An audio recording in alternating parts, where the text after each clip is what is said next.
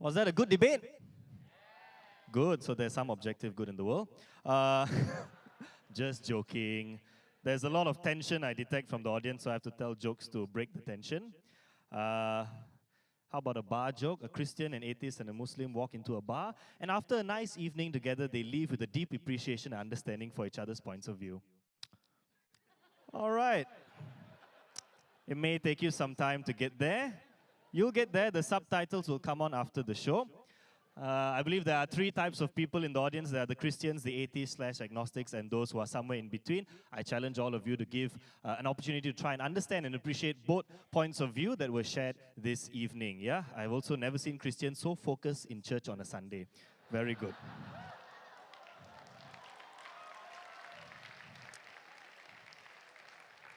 If you're laughing, you're guilty. All right, so this is how we're going to, because there are so many people, our organizer only expected about 100, in that 500 people came, which is great, but it's going to be a little bit tricky for the Q&A session. We want to give as much time as we can. It's already hopefully finished by 10, so this is how we're going to do it. If you want to ask a question, just raise your hand, or do you want them to walk up to the mic? What do you think?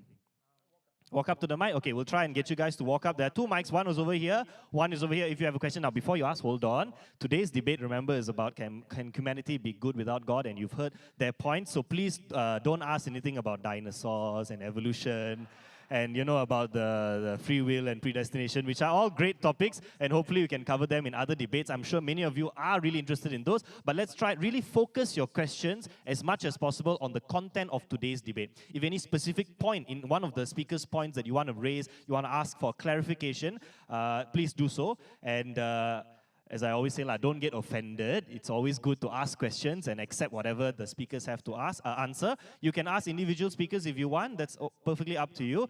We can actually start now. So if anybody wants to make their way to the mic, whoever, yeah, sorry. Yeah. Oh, there's a microphone up there. Also, 1, 2, 3. Where's the third one? There's the microphone. Ah, there. Okay, I cannot see. Sorry, my hair and the light is blocking together. Sorry, I also look like a microphone, ma. I'm a microphone.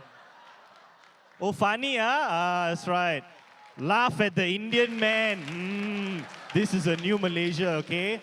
All right, good. Now that I've broken the ice a bit, we'll start with this mic first. If anybody from this side of the hall would like to come, you can just line up. Yeah, you just line up at the side here.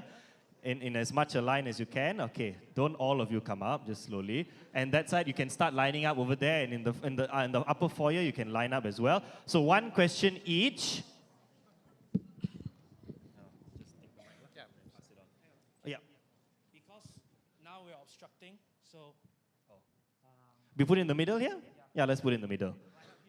Okay, so we don't block people's view. Huh? Can you put it in the middle of the aisle? Can you okay, thank you so much. Good idea, thank you. Very prudent, very good. Prudent. Prudential. When he said prudential, I was thinking insurance. I couldn't stop thinking prudential morality. Oh God, I better buy life-saving insurance, man. I couldn't. Okay, so again, for the questions, keep your questions focused on a particular topic. If you want to address it to a particular side or speaker, you may do so. The floor is open. Samuel, go ahead. This is addressed to the atheist or agnostic party over there.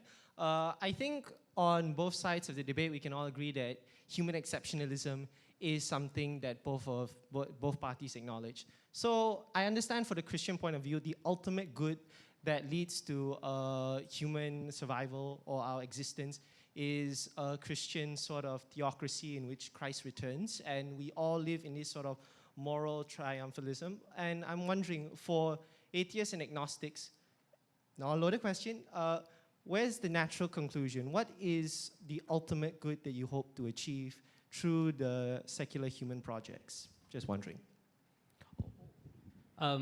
If you're talking about the specific secular human projects, you can come join MASH.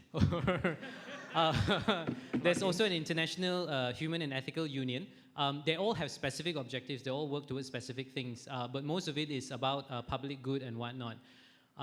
Like, for example, the Philippine Association for Atheists, they run free clinics, for example. So obviously, this kind of thing, there's no end to it. Charity is a constant work. On your bigger question, like if we know where the final destination is or whatnot, the answer is no, we don't. And that's the beauty of it. Thank you very much. Thank you for your question. Next question over here. Hello. This question is to the Christian side, especially for Samuel. Yeah. All right, because since you believe in authority, right? And I assume that you follow every single words from your Bible, literally, because that's your because that's your authority Yes. form, right? Correct. So there's one verse from Deuteronomy chapter 13, verse 7 to 11, that stated that you will need to kill your fellow atheist or the the people who don't believe it. Right? Do you take it literally, or what your point of view? Not just this, but also like other. Watch out, Willie. No, I was saying like maybe I can try answering this because I know the answer. You want to be the Christian? Go ahead. Be my guest. Oh, You it's see- a really new see- Malaysia, isn't it? You see, Willie, I always knew you were going to be a Christian again. So show me. Well, we both used to be Christians. Yeah, you're going to be again. Just kidding. I'm being presumptuous. Yeah, sorry for playing it down lightly. Okay, you have to understand every statement from the Bible. It doesn't exist in a vacuum. There's a context around it, and there's a good reason why Christians are not doing that today, while some other religions perhaps would practice that in certain countries that I, for my own safety, for prudential reasons, will leave unnamed. But the context of Israel is basically the people of Israel are in a covenant relationship with God. These people did not exist. God brought them out of slavery from Egypt. And basically the covenant, there's a threefold covenant here. The people, the God, and the land. If they are faithful to God, God will give them the land. Anyone who breaks that code should be killed, taken out of that land. Now, the reason why I think that there are many codes like that, for example, not just this. Adultery should be stoned. Basically, homosexuality should be stoned. All these kind of things should be stoned. I often ask myself, is the brutality of the Bible really that so brutal? And my answer is yes, it is brutal. Is it more brutal than Sharia? I would say yes. The Bible commands of violence are much more brutal than Sharia. Honesty here. It's good to be honest on a Sunday. But my point remains that how do you justify these violences in the Bible? Well, for me, the way I found justification, these exist in three levels, so I hope you bear with me. Level one, God condemns cruel punishments for people who deny belief in God, for people who are adulterous, for people who are for murder, for anything. Level two, Jesus, because that's why we have the New Testament, when he comes, he actually says that everyone is guilty of murder. If you hate, everyone is guilty of adultery simply by virtue of lusting. And basically what Jesus does is he puts the death penalty on all men. We all deserve to be stoned. But there is level three. You see, the beauty of Christianity, even though it's more brutal in its commands in the Old Testament, is that we have a Savior at the end of the day. God came down from heaven and took the worst, most brutal punishment. And that is ultimately what it is. It is not a God who sits there and says, kill the people who do that. It's a God who said that, kill the people, and then stood up and took the punishment himself. And for me, I think that makes the difference in Christianity. But yet that passage needs to be looked at in context. It is for the people of Israel. No longer, there is no nation of God anymore. Peoples of every tribe, tongue, and nation. Thank you. I hope that answers the question. Thank you, Samuel. Thank you for the question as well. Okay, we're going to go up in the upper foyer. Are there anybody from upstairs want to ask? You're all closer to heaven, so maybe you got some revelation. You're not. It's a joke. Ayo, come. Also, I notice all men all asking. Where are the women? I want women to ask questions, right? Come on, women. Oh, we got women up there. Yeah. Okay, please ask your question. My question is to the secular humanists. Just curious, what are the roots of morality in secular humanism? Yeah, that's my question.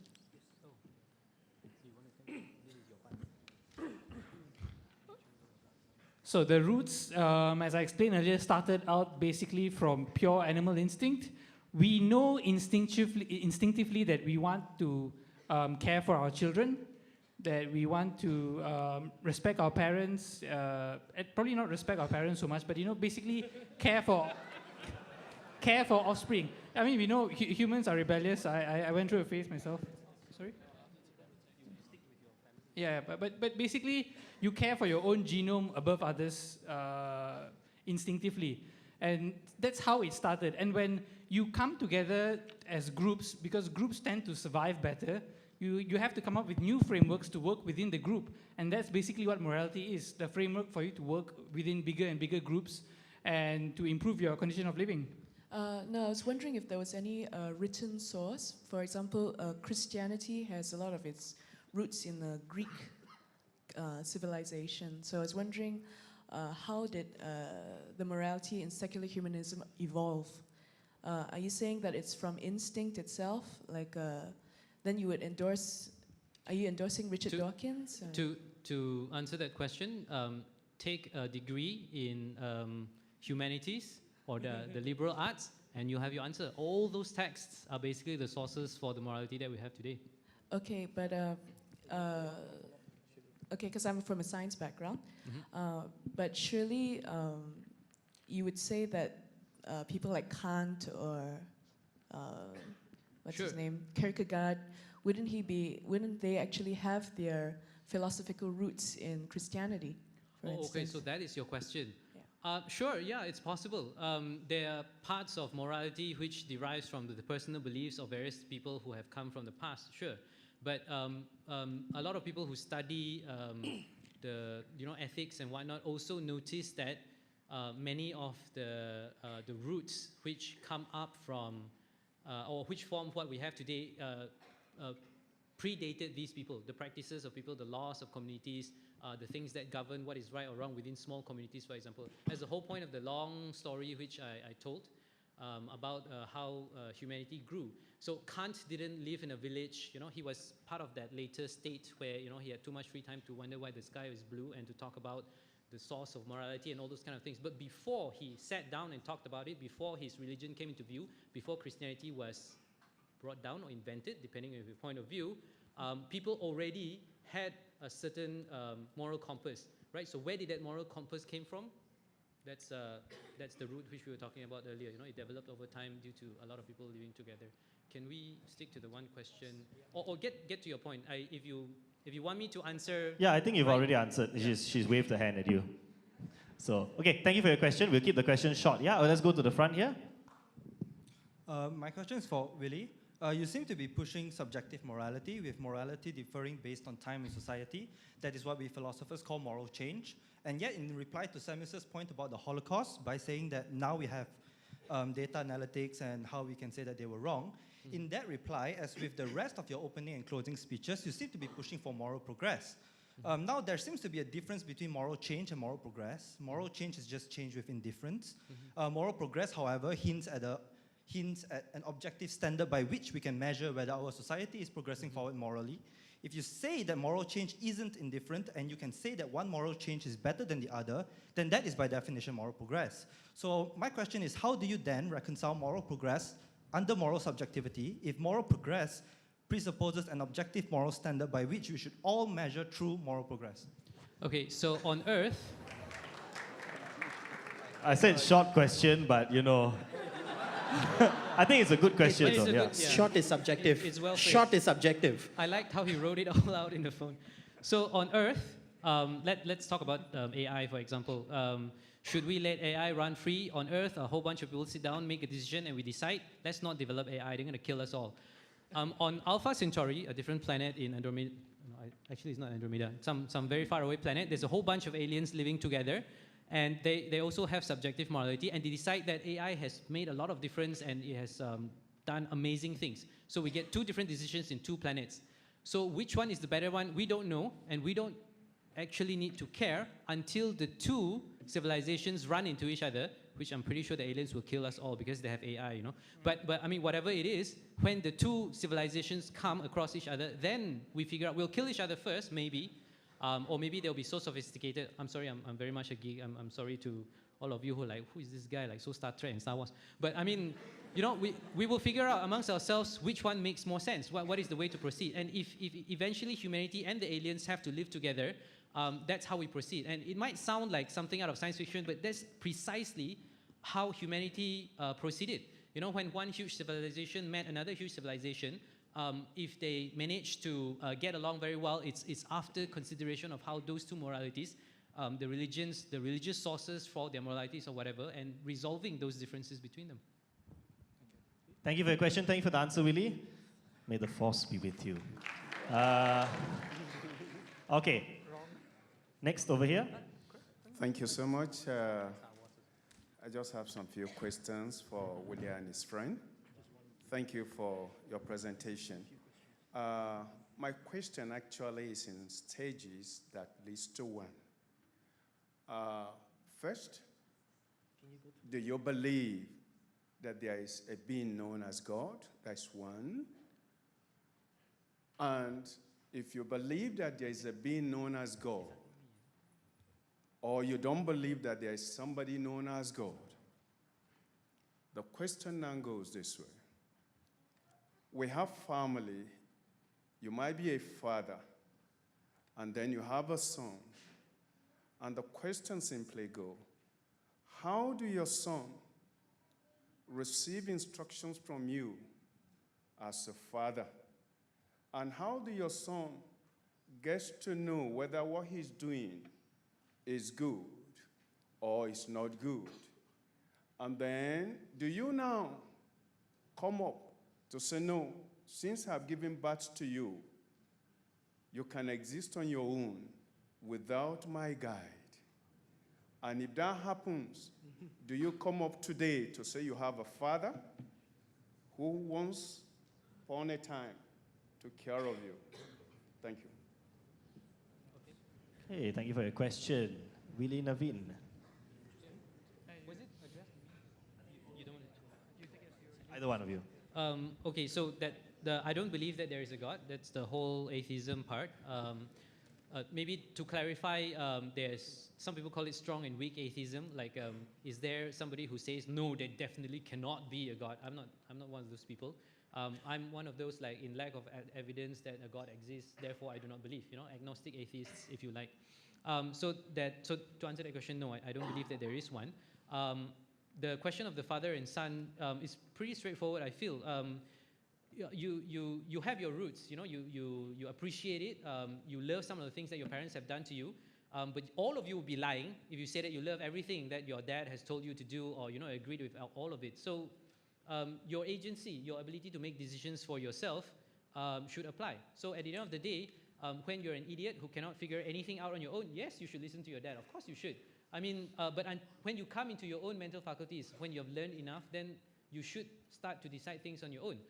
Many of us have, at least the young generation, we often feel a little bit embarrassed hearing the things which older generations say to us. You know, some very racist things.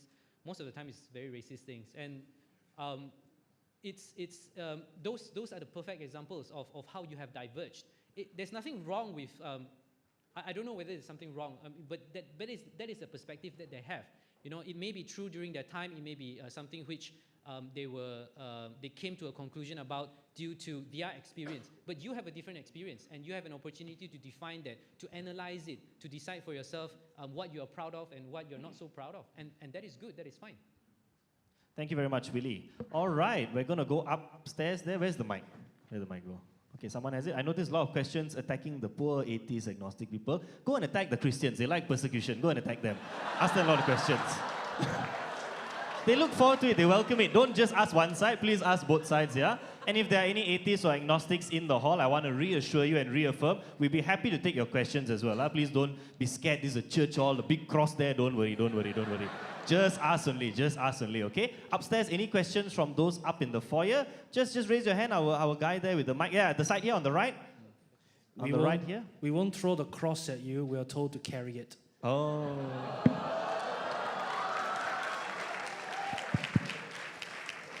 Hi, thank you all for sharing your points. I really enjoyed it. This is, for the Christian side. I was listening to your points, and then I did realize that there was one point that I didn't find the answer very satisfactory, where the point where I think Willie asked, and you made a point that God knew no sin, and then he asked the point whether would you prefer a judge that has no capacity to know evil to be a judge, or would you? I forgot how did the question was asked, But yeah, I would like to hear your points again regarding the matter. Yeah, I did apologize that I misunderstood the question at first, because again, it just came out of, you'd expect that from Willie if you know him well enough. It's good in questioning.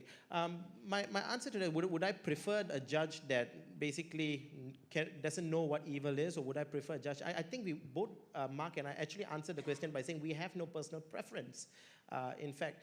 But we did go further than that to emphasize that when we said Christ knew no sin, we were talking about a relational knowledge because he cannot sin, but that when he took on a human nature, because just to be clear, Jesus is fully, we believe in Christian theology that Jesus is fully divine, having a fully divine nature and a human nature. What he does is in that human nature, he is tempted, exposed, vulnerable, if you will, to every potential sin. In fact, the Bible says tempted in all aspects. So by that mean, he's able, by that what I mean is that he's able to recognize what the temptations to sins are, and his judgment, therefore, is based on that. So that's what I said. And I'm sorry if it was not satisfactory, but you want to add something, Mark? I would like to be a realist to the matter, to the question, to say that normally we don't have a choice on a judge in the first place, do we? If we want to have any choice whatsoever, we will want to choose, I would like to choose the judge that will actually give me leniency, give me a warning, slap me in the wrist, allow me to run away to a palm oil plantation somewhere in Indonesia. You know? I would like to, but I think we have to agree that the judgment of good and evil, therefore, is not in our hands. It's in the hands of a just judge. We define that just judge by the consistency and morality that we see. In the words of Matthew Henry, he's not a great theologian, but he's a good illustrationist. He says the allegory of stones.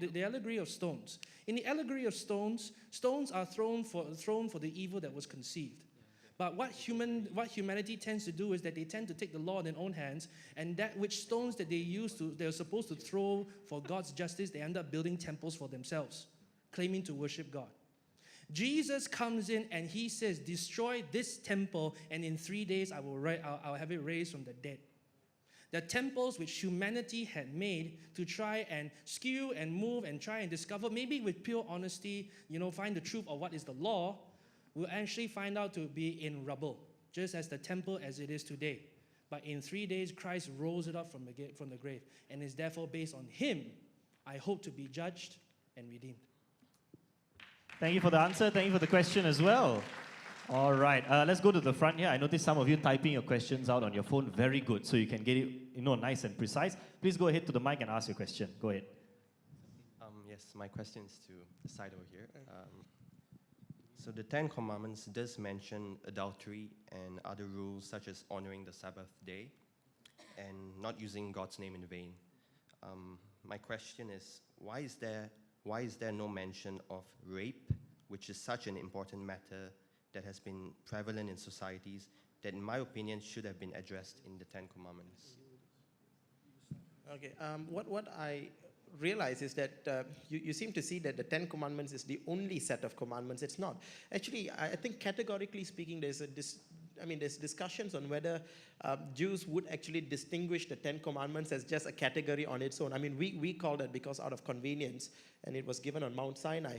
But in reality, Jews had a total, if I'm not mistaken, of 613 Mosaic laws, which I assure you deals pragmatically, I would say, on the topic of rape. Maybe not satisfactory to today's people, but it deals with that. So the topic is really dealt with, but not in the Ten Commandments, in the other 613 laws. Thank you for the question. Thank you for the answer. I've been a Christian all my life. I also don't know what the laws are, but just know the first two laws: love the Lord your God and love your neighbor. Okay, got it. Okay. Next question over here. Hi, I'm Joshua. This question is to Navin. You have argued many times with your points that animals also show good qualities. I mean, the mother shows nursing to the young and whatnot. Even animals, like even my dogs, shows empathy and compassion to the owners. So my question is, have you ever considered the Christian fact that both animals and humans, we are created by the same good God? So is this the very reason why that animals also shows, compassion? Thank you. But that would mean that if you say that if God created them the same, then they should have the same reason and faculties, and they would follow the same kind of objective moral values as Samuel and Mark have been putting out. But we find that animals don't go fully and embrace it the way humans do. So there is something different in how humans deal with morality because of how we reason and live together in communities that are different from how animals use it. So which is why that's only the first part of how morality begins, but it's furthered through how we modulate and control our human natures when we formulate other kinds of rules and laws and other moral norms. So I hope that answers your question. Thank you for the question. Thank you for the answer. Fascinating question. Never heard of that one before. But then again, my female dog harms my male dog, so maybe she's a feminist. I don't know. Can we go upstairs? Anybody from upstairs want to ask a question? Okay, before that, it's already slightly past 10 o'clock, so officially our event is over. If you would like to leave, you can leave. However, I think most of you want to stay, right? Want to stay? I think the questions are really good questions. Keep them coming. So we're going to keep the hall open. We're going to keep the questions coming in for a few more people. And we got someone upstairs? All right, but just, if you have to leave for whatever reason, you can leave quietly. If you'd like to stay, by all means, please do stay as long as you can. Okay. Can I just suggest that we just stop at these questioners who are already lined up? Okay, Yeah, so these two and these three? Yeah, these two, these three, and if there's anyone else there on top, just stop at there. Okay. Thank you. Hi, yes. so this is the question for the Christian side. Okay. All right, so one of your points was there's a difference in being good and doing good, right? So would it be more pragmatic in the world to have a group of people that does good or just are being good? Because I don't really get that part of your argument of being and doing. All right, what I basically said is that a person who is really wicked at the core can basically do good. There's this story about these two wicked men in a town that really did every wicked, unimaginable thing that you can imagine. These two wicked guys have done it, and basically they're brothers, and one of them passed away. The other one goes to the pastor to conduct his funeral and says, "Would you please conduct his funeral?" The pastor, as you imagine, is a bit hesitating on whether he should or not. And the guy says, "I will give you a lot of money, but on one condition: when you pronounce his eulogy, you'd have to say he was a saint." The pastor thought hard about it and said, "I will do it." All right. And in the funeral, the pastor preached halfway through his sermon. He goes into the eulogy and says, "This man you see in your tomb was a wicked man. He was a rotter to the bone and did every unimaginable sin your mind could conceive of, but compared to his brother, he was a saint." So it tells you something, doesn't it? That you can always consider yourself to be a saint on the level of doing good as long as you can compare yourself with someone else. But the question is not whether we should just do good. I said that in my opening speech, that doing good, even the worst possible person can do good. The question is whether we can be good. And that really is a state of being. And what I am essentially comparing good to is what I call the benchmark of good, God. You see, when we compare ourselves with human beings, we always tend to feel that we are good. That's because we can do good deeds. And we compare the good deeds that we do with other human beings and say that, hey, this particular good deed I did outweighs the other person's deed. And simply on that arbitrary basis, say that we are good. But my question is, when you compare yourself to a perfect God, you realize that your good is not good at all. In fact, it's one of the great prophets in the Old Testament. His name is Isaiah. In Isaiah chapter 6, what he actually says, this is a guy who prophesies the death of Jesus. He says, that I'm a man of unclean lips. I live among an unclean people. And the question is, why, Isaiah, do you feel that you're unclean? You're one of the holiest prophets around. And he answers, he says, because my eyes have seen the King. Once you see God and you realize the perfect standard that God is, and if God exists, that means that is the benchmark, you realize humanity cannot be good. At best, we can do good. And I think that's why those distinctions are important.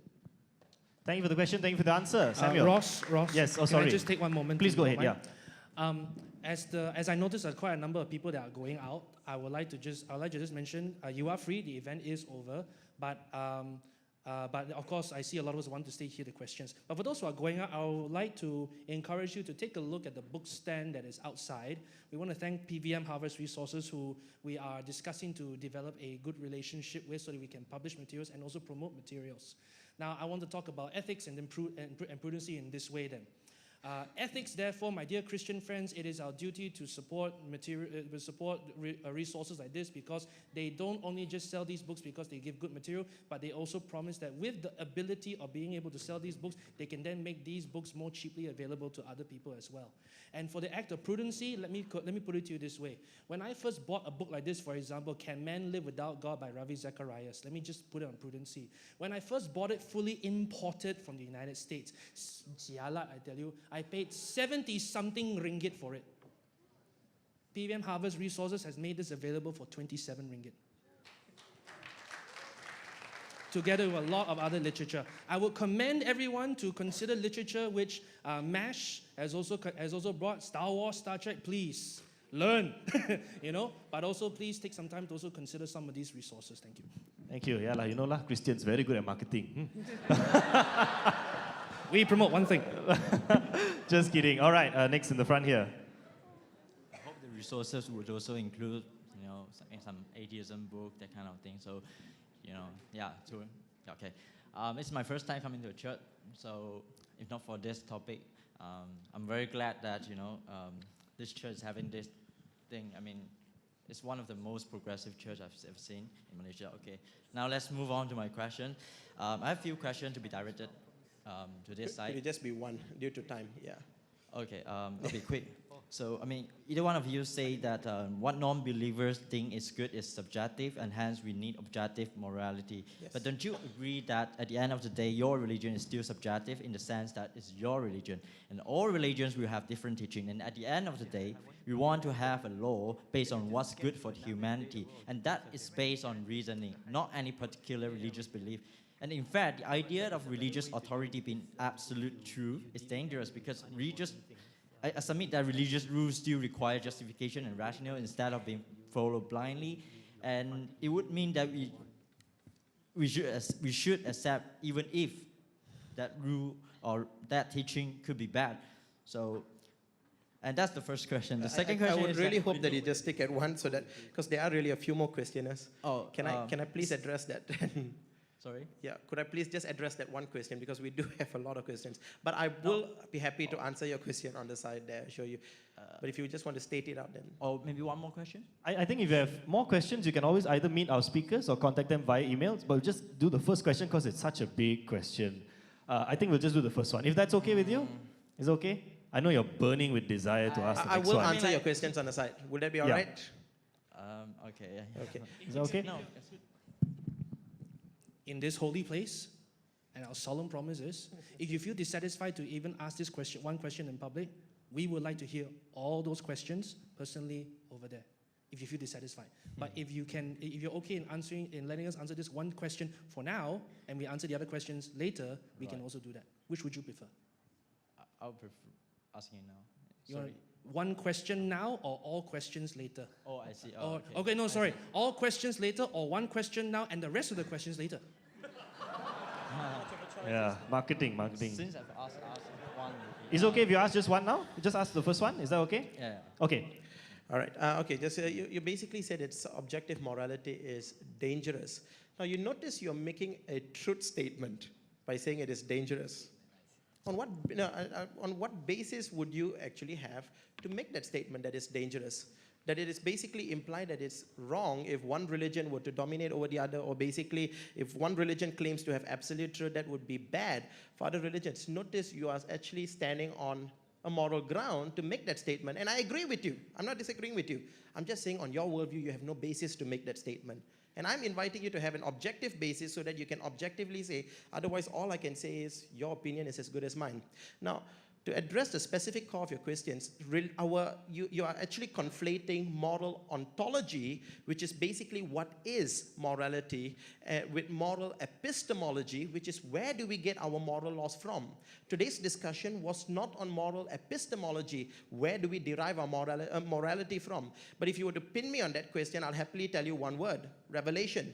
And I don't mean by revelation one particular scripture. You see, C.S. Lewis made a fantastic statement. He said, if you look through the civilizations of humanity, whether it's the Babylonian civilizations, or whether it was the Roman civilizations, or whether it was the barbaric civilizations of some Germanic tribe back in AD 10 to 15, you would realize that they all agree on the same moral principles in a general sense. Now, hear me carefully. All civilizations in the world agree that murder is wrong. They define murder differently. In fact, I was speaking to someone yesterday who says, no, there are some particular ethnic groups, which, again, I will not be discussing here, that teach their children that it's okay to murder certain infidels. That's a dead giveaway. But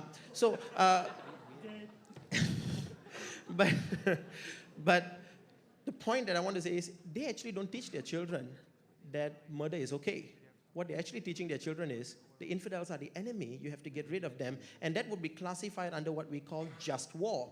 Now, we can argue and to and fro as to what constitutes murder, if self-defense is murder or not.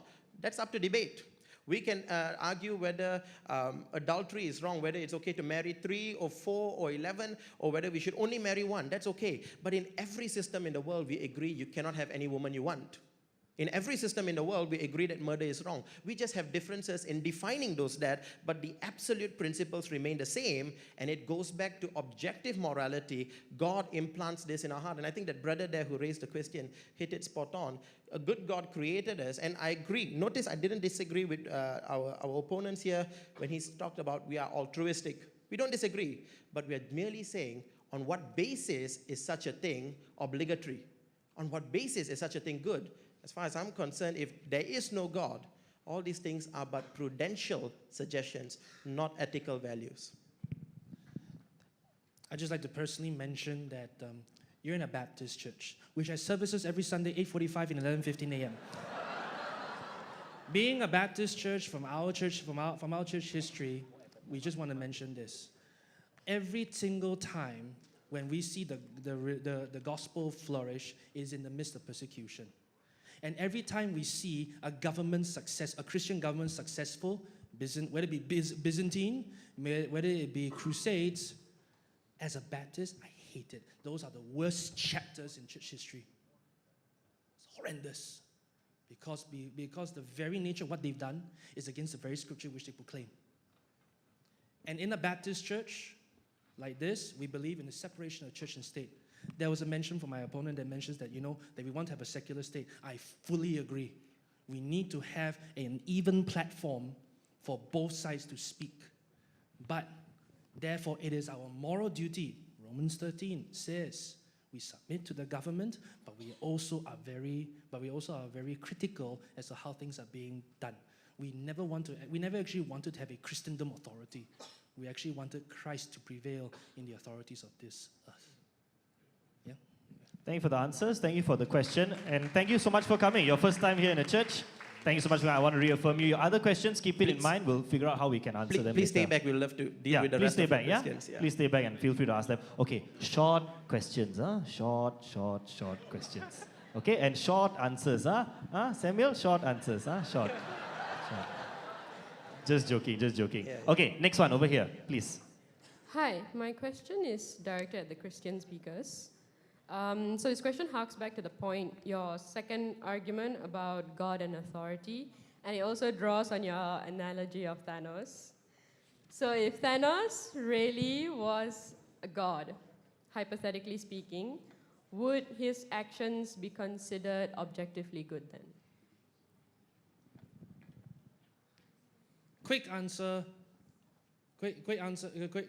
is hard to say simply because when Thanos was doing that duty, he wasn't doing that by his own prerogative, his own authority. He was actually doing this as if it was a higher calling from himself based on the logical understanding of the needs of the universe. He thought that the universe could not sustain so many people. So by that conviction, by that conviction, which then becomes his authority, he then does that. Yeah, but going by the fact, hypothetically, he is an omniscient being who knows everything, and by his judgment, this is what is best for the universe. I'm afraid the Thanos that you're conceiving, the Thanos that I know, I cannot relate. Cannot relate. So I would disagree. I would say that if Thanos was an omniscient being, he would actually might consider trying something else. Yeah. Thank you for the question. Thank you for the answer. Thank you. Some people say in comics and online, why didn't Thanos just create another universe? Double the universe resources, right? Spoiler. Oh, shoot, spoiler. Okay, anyway, sorry. I think there was just one guy waving at me upstairs, no? No, okay. Yeah, that guy, that one, waving at me so frantically. We just let him have a chance, lah. The last one up there, and then the last ones down here, 2 and 3. Short, sweet question. Problem is I probably forgot the question. Oh now dear. that I've got the mic. Pray about this is for the humanists. I'm just curious to know. What's wrong with anything at all in your worldview? If you can answer that. But I need to clarify, are you talking about what's wrong with the world, or are you talking about what do I perceive as wrong in the way I think? Any action at all. You make judgments day to day, on a day-by-day basis. A certain action done by a certain person. So how do I tell whether an action is good or bad, basically? So what? Okay, examples of things which are bad would be taking away the opportunities for people to live good, fulfilling lives. Does that answer your question? To a certain group of people, you can say it's very fulfilling to exterminate a certain type of people. Let's just not be too specific. A certain type of people, because they don't look a certain way. They don't forget the principle here that you're considering all peoples, right? So asking me whether to pit one person against another is a little bit pointless, because I will just say I don't do that. You know, like if you're gonna pit. If somebody wants to murder another group, genocide basically, right? Like people think that a whole group of people, this is basically the Holocaust, right? People want to murder the whole group of people, then you should take into consideration the people who are being murdered as well. The direction I'm pointing this question to is a bit more, isn't it just a matter of preference then? Your view, you prefer a certain type of morality as opposed to another person who you may whose actions you may disagree with, and what makes your view better than his view? My view is not better than your view or anybody else's views. That's will to power, isn't it?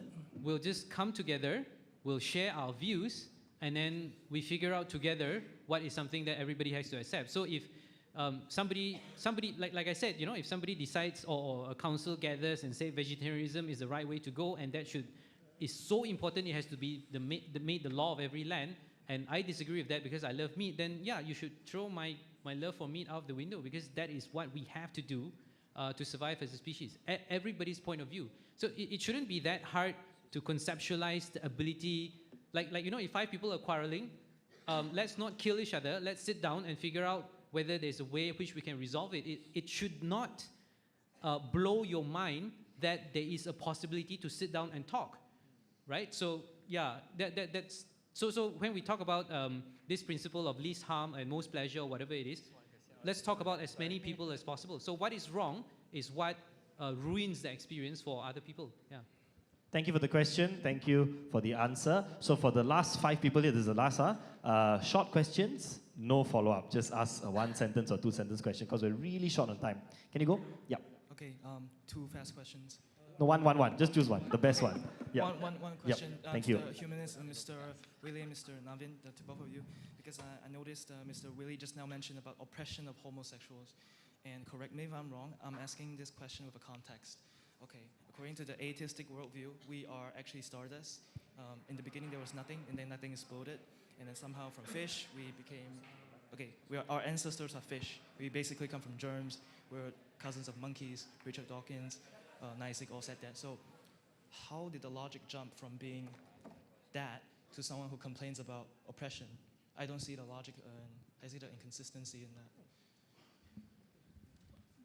It's because when we first started out, we have very basic impulses. We only care about our own immediate family. For those who have our genes. So if someone comes and hurts your family, you would stand up for them, would you not? So this kind of basic, simple thing has been extended out to reach basically the entire community itself. So as we learn to live together, we have basically, as society, decided that sometimes you shouldn't always favor your own family over others. You shouldn't always favor your race over the others. You shouldn't always favor your gender over the others, because there are other people in society as well who live and want these things as well. So I don't think it's really a stretch to see how things have evolved that way. Because I've explained it clearly. The basic things that started out were probably intuitive things like, taking care of your own offspring. But when it comes time to form a society, like Willie has mentioned, you need to basically agree on a certain baseline set of rules to live together as a society. That means if you prioritize your own things above others in a tribe or society, they might decide to kick you out because you're not being fair to the rest. And in fact, being fair is a concept that also exists in animals. In an experiment they did, when you give certain bonobos less compared to the others, those that have less would rebel. They would destroy the food that they were given, even though it was less. And those that got more would decide to be equitable and share what they got more with the rest to be more fair. It's not exactly rocket science. It's quite natural. Okay, thank you. Maybe just to deal with the how Stardust becomes rights for gays. I mean, you have an experience. It's not so much of a stretch. I guess your question is a two-parter. How do we get from Stardust to a creature with a conscious experience, right? So you have an answer to that question. I have an answer to that question. It's a totally different debate. But you have an experience. You experience your life. I experience my life. Please don't mess up my life, and I won't mess up yours. It's the same. You wouldn't want anybody else to do the same for you. So XYZ is gay. Please don't screw up their life. It's that simple. Thank you for the question. Thank you for the answer. Over that side, short question. Thank you. All right, so I'm going to keep this short. Basically, this addressed to the Christians.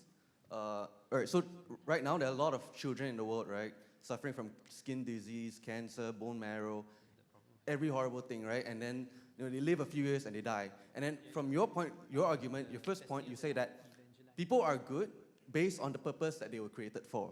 So why would a good God create such a horrible purpose for innocent children? This is the classic problem of evil.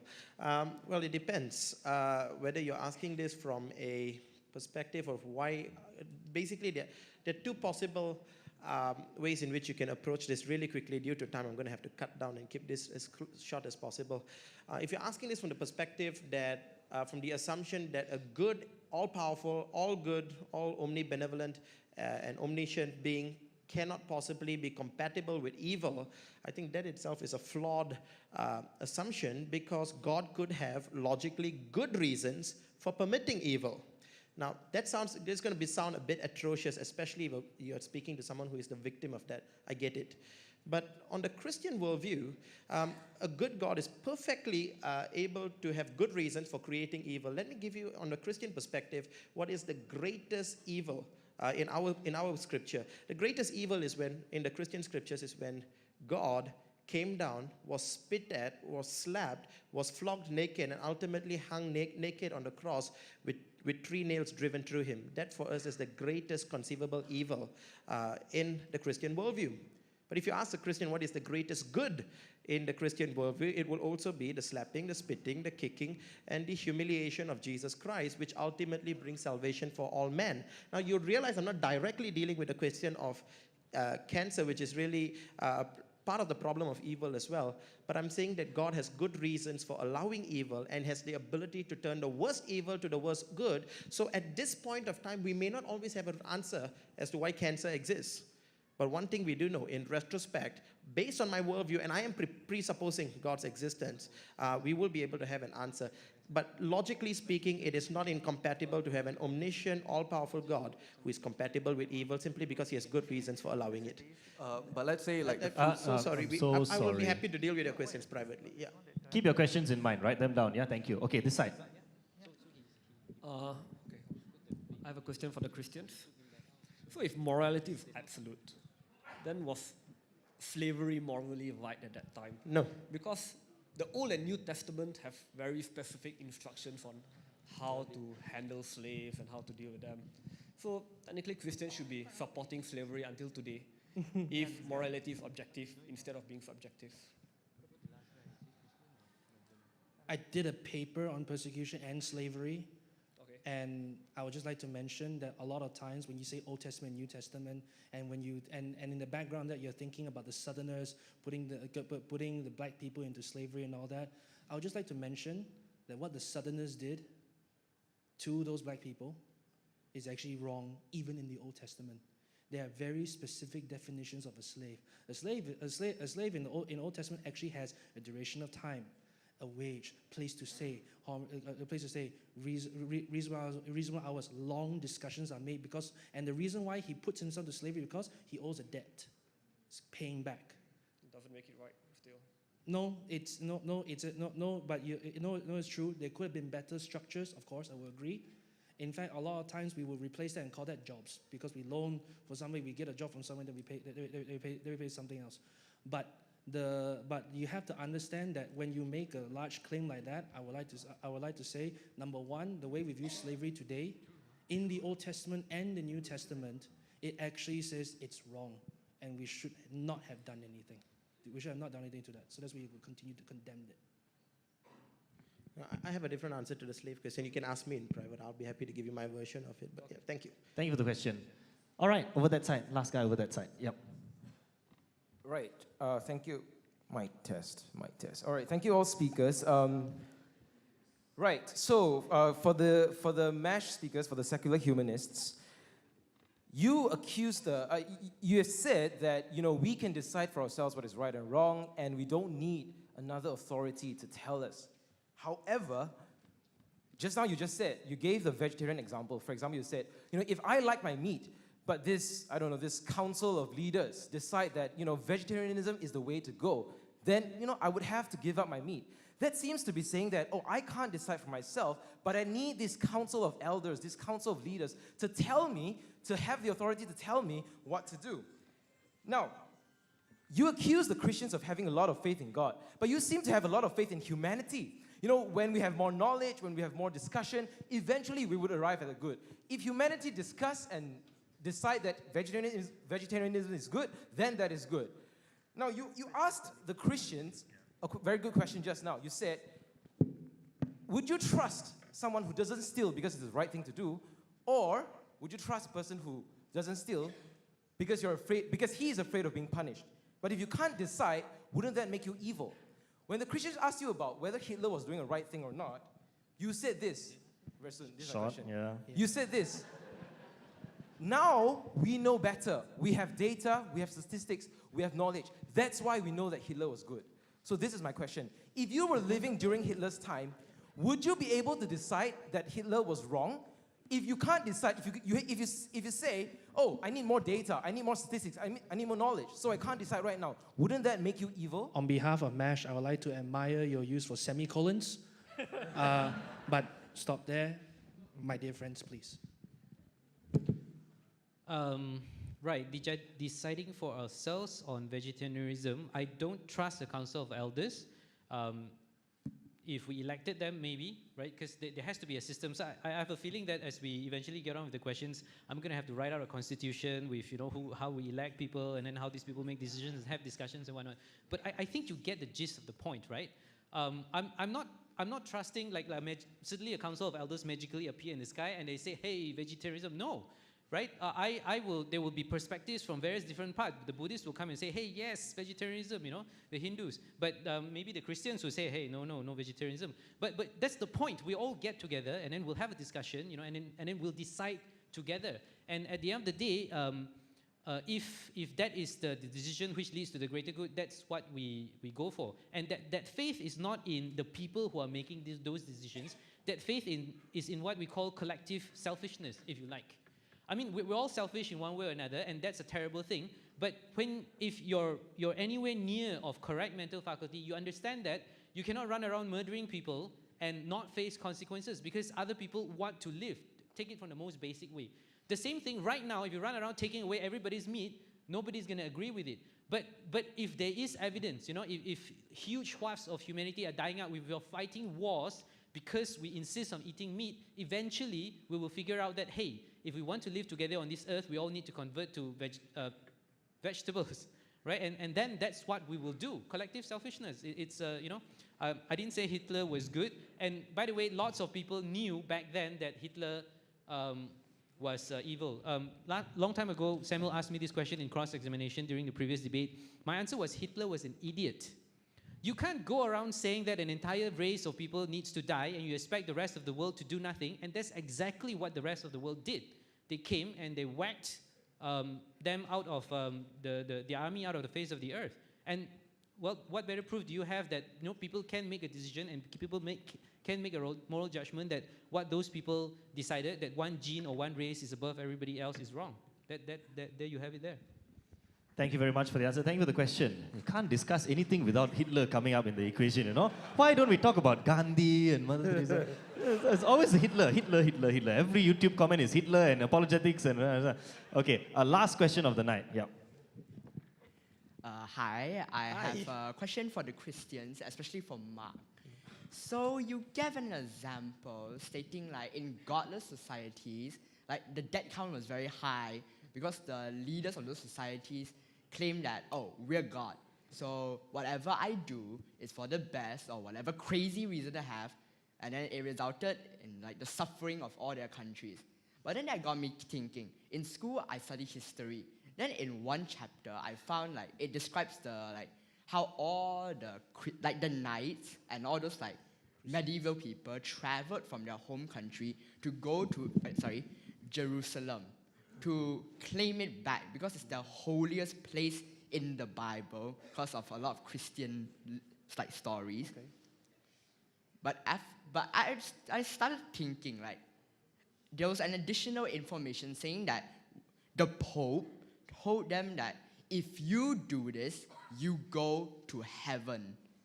So I got this thinking. Then after that, I also heard the news that in Australia, a very high member of the church is now being persecuted because he covered up the alleged... Excuse me, on behalf of the Baptist people, could you please get to the question? Yeah, okay.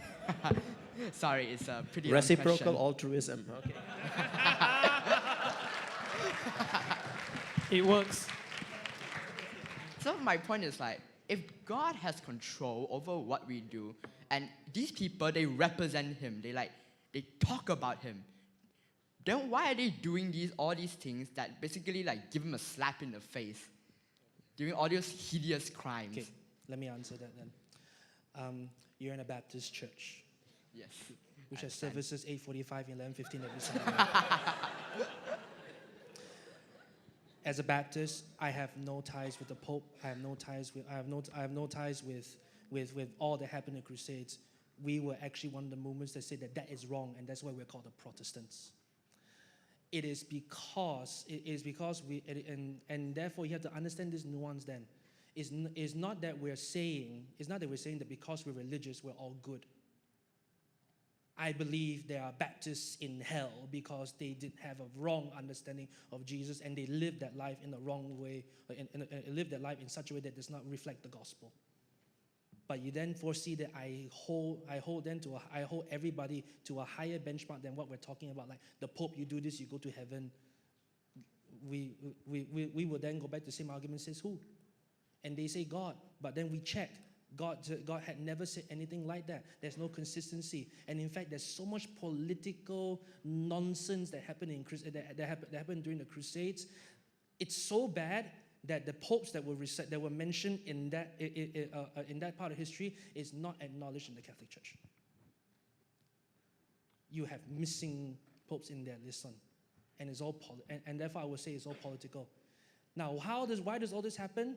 Again, it's my brother's third point, human depravity. Pope being human, him also being depraved. Him being depraved, he can therefore choose wrong. He did choose wrong. He will answer. The gospel then comes in and redeems through the Protestant movement, through little churches that want to focus on God's word, and that's why I want to invite you 8:45 and 11:15 every Sunday at First Baptist Church. Thank you very much. Thank you for the question. Ladies and gentlemen, can we hear it for Samuel, for Mark, for Navin, for Willie? Let's give them all a big, big round of applause and a standing ovation even. Thank you so much, ladies and gentlemen, for coming out this Sunday evening to enjoy a lovely, lovely debate. Very, very nice. I hope all of us can go home with some new knowledge this evening. Just a quick show of hands, how many of you want to see another debate like this? Yeah! Very good. Thank you so much once again to both parties or speakers. Thank you so much for coming. Thank you so much, everybody. Close in prayer. Willie, would you like to close us in prayer? No, I'm just joking. Just joking. Just pulling your leg.